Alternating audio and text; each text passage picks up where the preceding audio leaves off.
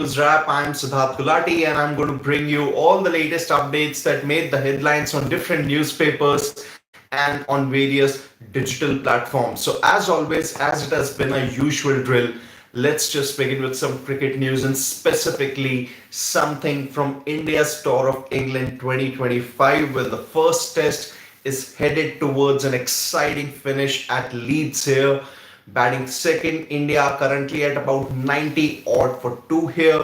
For that matter, their overall lead is around 100, and it's all set for a thrilling finish for India. KL Rahul is nearing his first 50 of the series, and on the other hand, Shubman Gill is his batting partner. Yashasvi Jaiswal could not really get going in the second innings. He failed.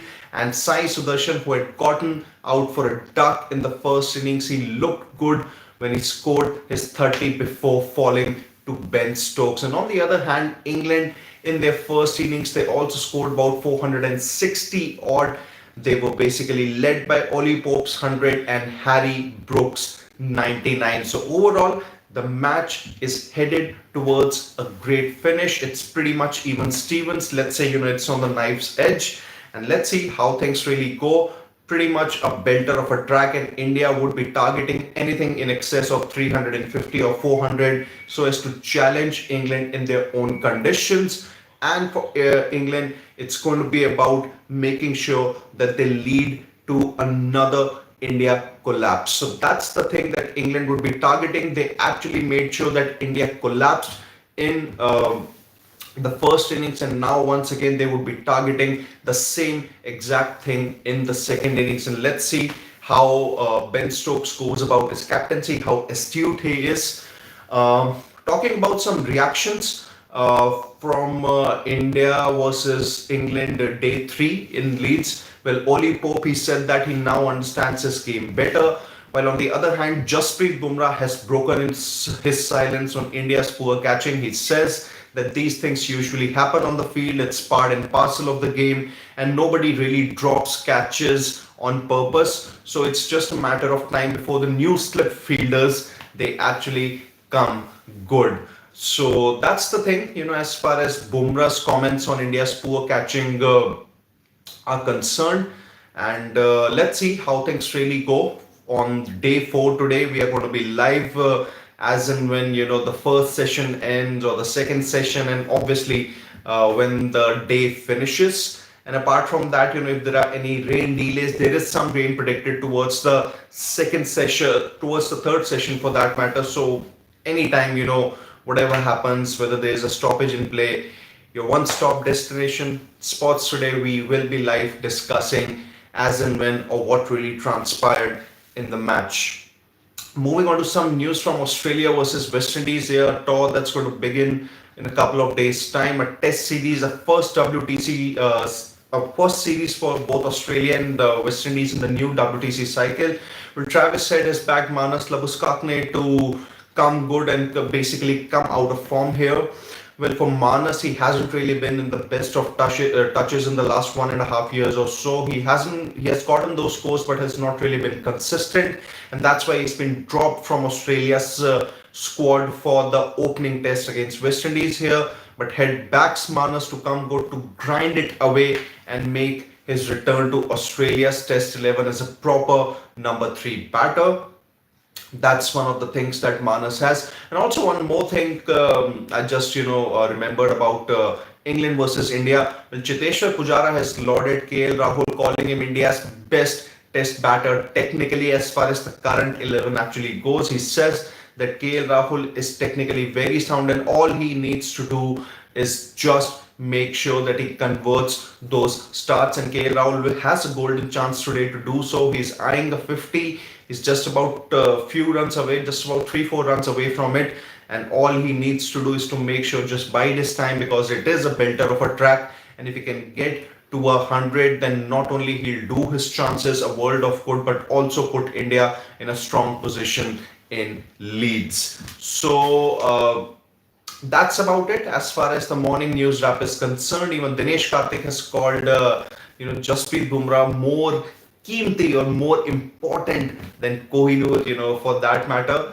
I'll get to a couple of questions here. So let's see how things really happen, and let's see, what the newspapers really have to tell us today. My favorite section of the morning news app. In the meantime, you can put forward some of your questions.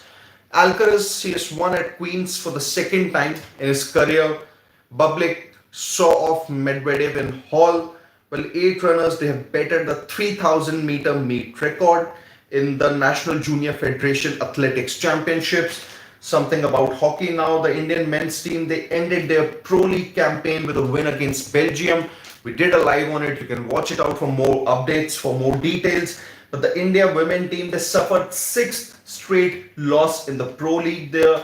And apart from that, there is all related to England versus India.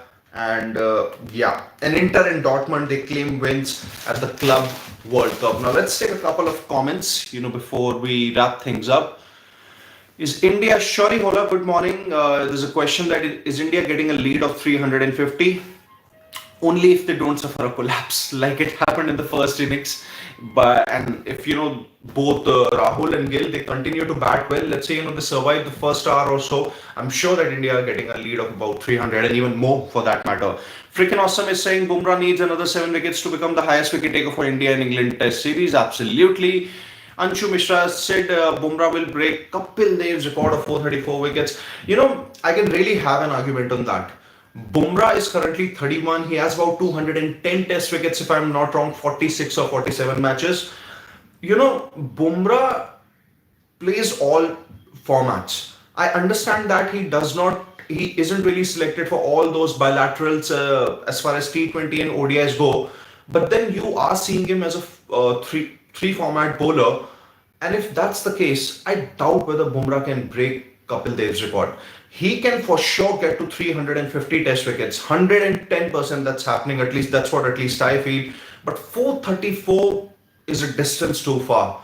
So according to me, that's not happening. That can only happen if you restrict Bumrah to just one format, but that's not going to be the case because you would need Bumrah for all those important tournaments, the T20 World Cup, ODI World Cup, Asia Cup, Champions Trophy. So that's the thing.